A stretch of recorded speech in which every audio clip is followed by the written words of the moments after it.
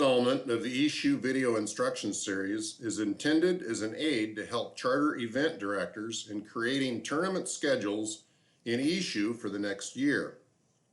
We'll begin by logging into Issue and going to the Events page.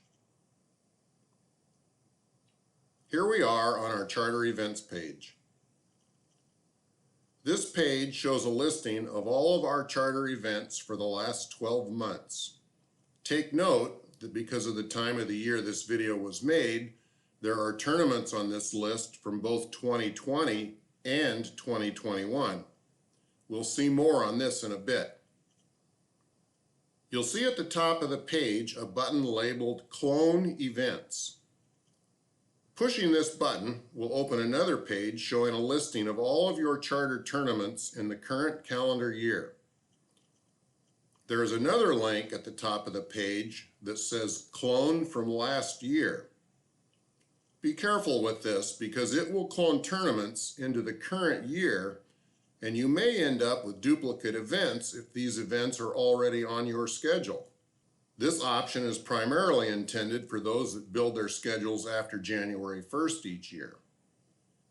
And remember, this schedule doesn't have to be completed on the first try. You can add, delete, and edit events throughout the year. Please note that leagues are not listed as they use a separate numbering system and are submitted through the National League Director, not directly to Issue. From this Clone Events page, you can select any or all of your tournaments for your next year's schedule. All of the dates in your current year's listing will be advanced by 1 year and will show in the columns labeled Next. This will, in most cases, make the day of the week wrong, and you will need to adjust the date.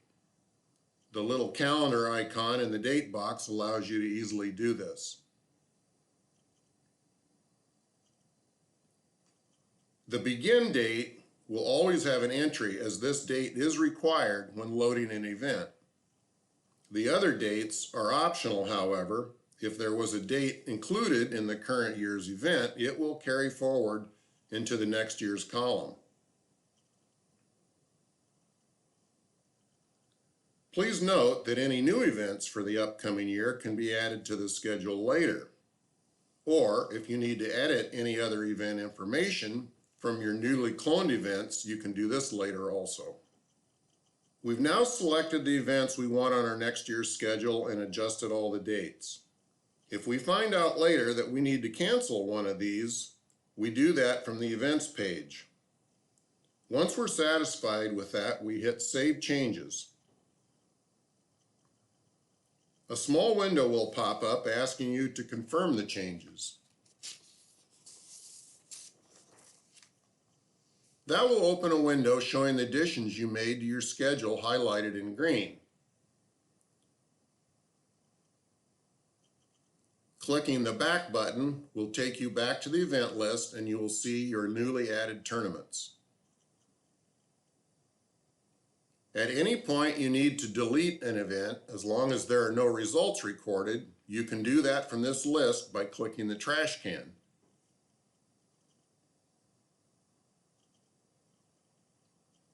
If you need to edit any event information, you can click the notepad icon. One important thing to note about event numbering: numbers are assigned by Issue in the order the events are entered. If you add an event later that falls in the middle of your schedule, it will be assigned the next available sanction number, and it may look out of place. Remember, it is not necessary that sanction numbers are in any numerical order on your events list, only that they are unique. Events in Issue are listed by date, not by event number. So that's it. If you have events that carry over from year to year, you'll find this tool very helpful.